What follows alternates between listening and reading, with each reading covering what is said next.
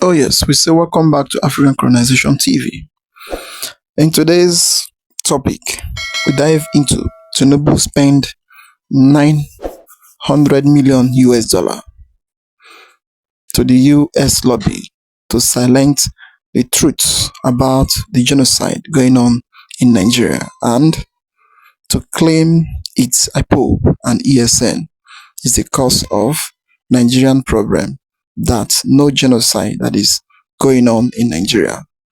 This is the real deal, the reason why the government went to United States to pay such kind of amount to silence the truth concerning what is going on in Nigeria. So don't skip any part of it. Try to watch this video to the end because this is an interview about what has been going on between the US and between the Nigerian government. And is the Tinubu minister. They have now coming out to expose yourself, to speak one thing or the other concerning the issue of paying $900 million to the US lobby for them to convince Donald Trump about the genocide going on in Nigeria. Because if you can see very well, the Minister of Information of Tinubu and a lot of them, they have been claiming that it is IPOB that is causing the problem, and it is IPOB that is claiming that there is genocide going on in Nigeria. In fact, they are claiming that nothing is going on in Nigeria, that no killing of any Christians, that the problem that is in Nigeria, it is caused by the ESN, the IPOB, and the rest of them, that nothing is happening in the country. So don't skip any part of it. Try to watch to the end for you to understand the whole thing that is happening, for you to see that this government we are into is just, I would say, just a confusion government. Is about to confuse.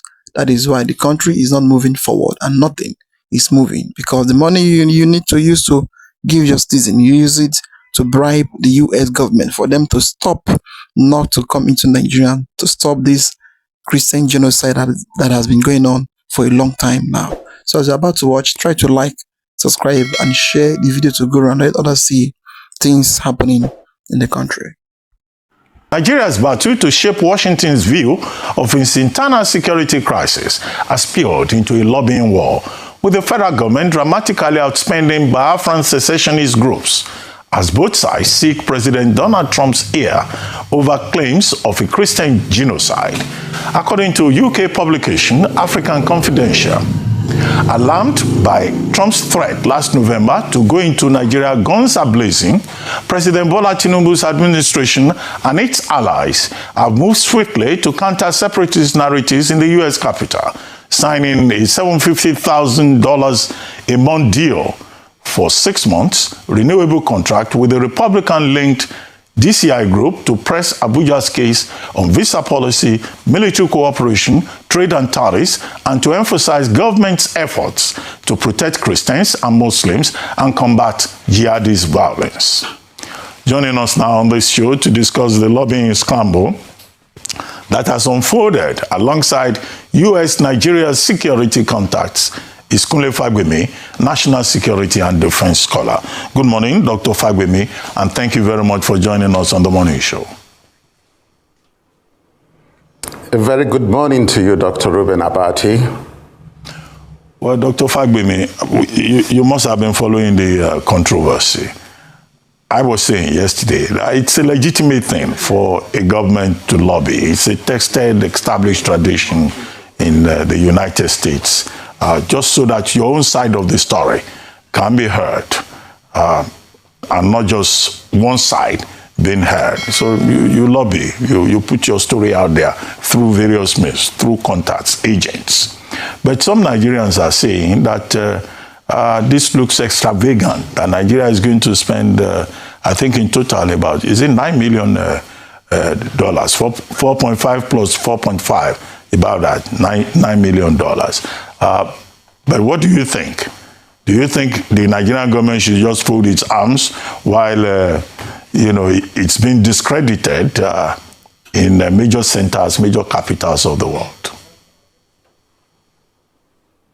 Thank you very much, Dr. Abati. Ordinarily, lobbying is not a bad idea in terms of engaging stakeholders. However, when you put it in perspective, we are dealing with a situation that when you do lobby, you want to provide additional data which may help to corroborate, validate, verify, or otherwise determine. In this case, where you're talking about the U.S. government relating with the Nigerian state, the first question you need to ask is, how do you understand the access and capacity of the United States to gather information and data to process, to reinforce their own foreign policy regarding your country? If there was no poverty of intellectualism and rigors of analytic capacity on this part of the Nigerian state, it would have been open to us that the United States government already has multiple sources of gathering data concerning the Nigerian state. There is the United States government, federal government of Nigeria relations at the diplomatic, the military, and through a series of overseas development assistance programs, which allows them to access official data and to interact with state actors within the Nigerian space, which automatically means that in terms of their joint security working group, in terms of all the dynamics of training, intelligence gathering, and sharing, they have this. But unfortunately, what we are now saying to ourselves, and we have just done, is that we are saying that you want to provide somebody who already has more information and data about Nigeria than you yourself in some cases, mindful of the fact that the U.S. government, through multilateral platforms, do give support to NGOs, even to government. A number of initiatives in the Office of the National Security Advisor that has been identified as the sponsor of this lobby procurement. They have USAID, U.S. government initiatives supporting them, and they already get data. It therefore means that it is wrong, and that was why initially some of us were pleading with Messrs. Daniel Buhala and the others to kindly tone down their rhetoric of the noise they were making, because the folks that were talking from the United States aren't enough data. Mind you, you equally have the diaspora component resident in the United States, and you have the information sharing between U.S. government and EU countries that fall into NATO, and you have the media access. And one of the few things that we must never forget is that a number of data that are used by international and foreign missions all over the world are open source, and they are media-based. And you have the conventional media, the traditional media like Arise, that they can easily monitor and collate data from. And then you have the social media platforms. And when you are talking about the social media platforms, you'll be talking in terms of Facebook, WhatsApp, you'll be talking in terms of Snapchat, Instagram, and the like.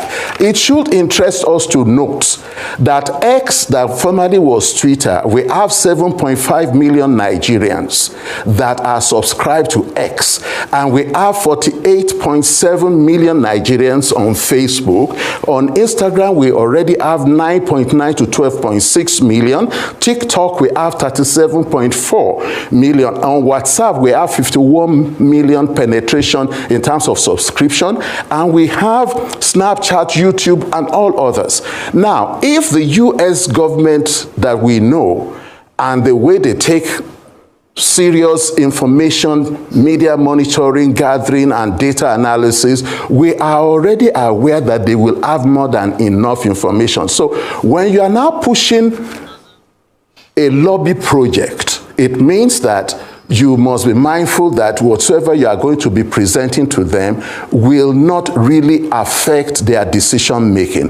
The foreign policy framework of the United States is already cast in such a way that such lobby will not really make any significant input. Well, it's interesting interesting you make that point, because several people have been drawing parallels between this instance and what we saw happening in South Africa, for example, with a group called AfriForum that was accused of doing a very similar thing that this particular Biafra agitation group is said to have done. However, in the South African case, the data available negated all of these accusations or allegations, if I may call them that. In the Nigerian instance, there are those who are saying that, well, the Nigerian government has had to toe this line because there is a sense of an admission of guilt. What do you think? Do you think that towing this line is an admission of guilt or complicity in some of the issues happening? Because we've seen several governments just stand up to the United States and say, we say no, this is not what's happening, and not use taxpayers' money to try and placate them or, bargain with them. What are your thoughts on this? Thank you very much, Vembai, for helping to situate it correctly. What you're asking us to discuss now is the opportunity cost of deploying 750,000 US dollars, which is equivalent of about 1.125 billion naira every month, just for advocacy.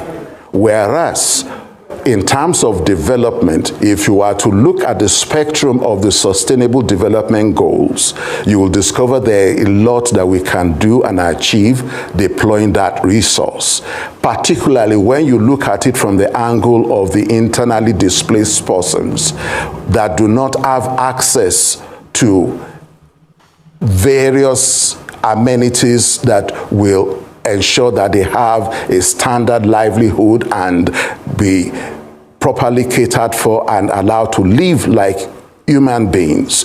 When you look at the fact that this is more of a procurement thing, then you will discover that how come the disclosure instruments by the DCI group has indicated that the intermediary entity that handled this is one Asta Legal Services situated in Choice Plaza, Alkali Road in Kaduna. Is that entity an SPV under the Security Defense Management Architecture of the Nigerian state? If so, what exactly went through the Office of the National Security Advisor in terms of the procurement procedures according to the laws of the Nigerian state? That is not clear, and I'm hoping that the appropriate committees of the National Assembly will do their oversight. Again, when you look at it from the angle of access to information, when you are deploying resources for a particular purpose and objective, when you take a look at it and compare and contrast this same with what had been in public domain before now, you need to ask yourself, how does this affect your integrity status? As it is now, indirectly, this is casting aspersion on the officials of the Nigerian state that came out forcefully and were very vociferous in stating that there wasn't nothing that can be related to what the accusation had indicated. And I want to believe that a certain Daniel Bola, amongst others, will apologize to Nigerians. A Daniel Bola will be gracious to apologize to my very good friend and brother on the table over there, Rufai, that they got this wrong and they were only grandstanding. And when you are grandstanding, you need to understand there is a limit. Now that we are now at this point that they are deploying resources for lobbying, it is clear that we need to now ask them the question, how much are you spending for the rehabilitation of the IDPs? How much are you deploying for the reconstruction and development of the Christian worship centers and other entities and things like that that were destroyed? How much compensation are we going to be paying to the victims of some of these atrocious murder, assassination, and the like that have taken place. Are we now going to be paying compensation to the families of the deceased? Are we going to provide resources for the Christian community to rebuild the churches, for the Muslim community to rebuild the mosques that have been destroyed? Those are the realities that we need to begin to discuss. So when you contrast it with what you are trying to bring up about the South African situation, where the information that went out was not necessarily a true reflection of reality. What we are dealing with in Nigeria, we have more than... Yes, sir. And that's why I said, rather than lobbying yesterday, why don't we fix our problems? And I'll give you an instance.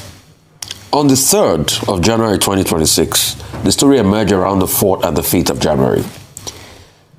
Another attack happened in Kwasandaji markets. Several people were killed, about 37 to 42. But the interesting part is several others were abducted, numbers not known. But let me excite you even more. Some of the students from Papiri that were recently released were re-abducted. Till date, we have not seen any measure by the government to release them. But we are shelling out over $1 billion in lobbying. I want you to talk as regards priorities. Then secondly, why this company? Who approved or made the approval for them as regards the money? How was the money transferred? Who were the receiving group in America? Who are the contact person? Can the lobbying group give us a profile of how they are executing? Or these things are beyond the realms of state secrets?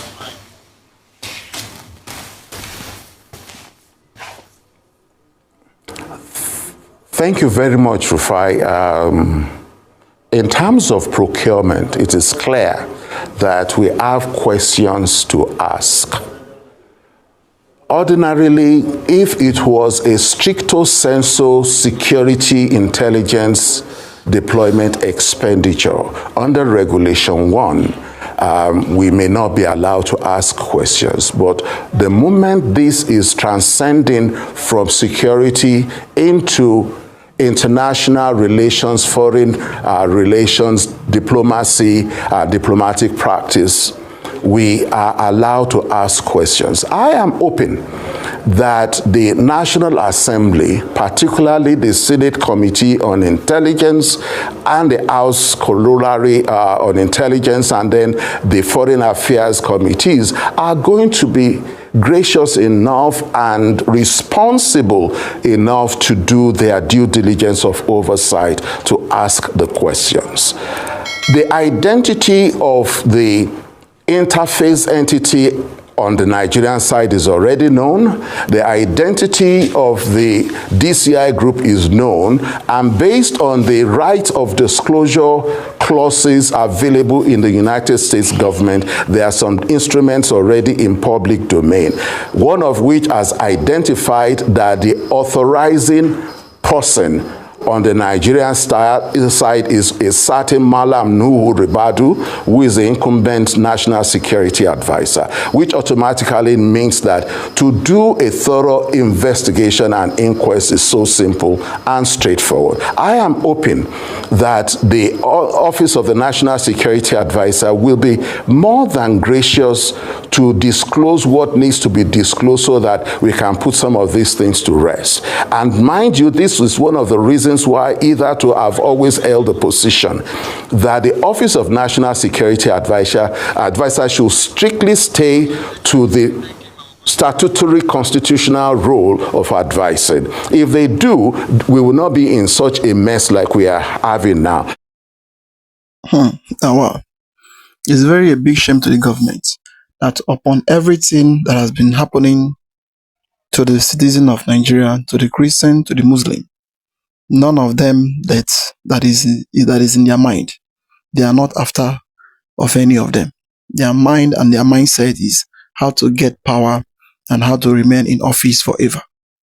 This man, all his explanation here is that There is no anything like Christian genocide going on in Nigeria, and there is no anything like, in fact, like killing of any group going on in Nigeria. That all those people instigating those things, causing all those things, all the information coming out is caused by the Biafran people, like the IPOB, ESN people. That is all his mind. And then if you can watch it very well, the words he has been saying and his comments, it does not even match with the thing that is going on in the country. It's a very big shame to the country. So they don't even care about the masses. They don't even care who live and who dies. What they care is only about themselves, their family, their children. American comes in for them to wipe out those that is buying people everywhere, here and there. But in their own mind, what Donald Trump is doing is against them. It's not good. Donald Trump should have left everything the way it is. That is in their mind. So that is what we all see in Nigeria. Well, I would like you to subscribe, like, and share the video to go around. And I would like to hear your comments down below. What do you think about this whole thing happening in the country? Thank you for watching.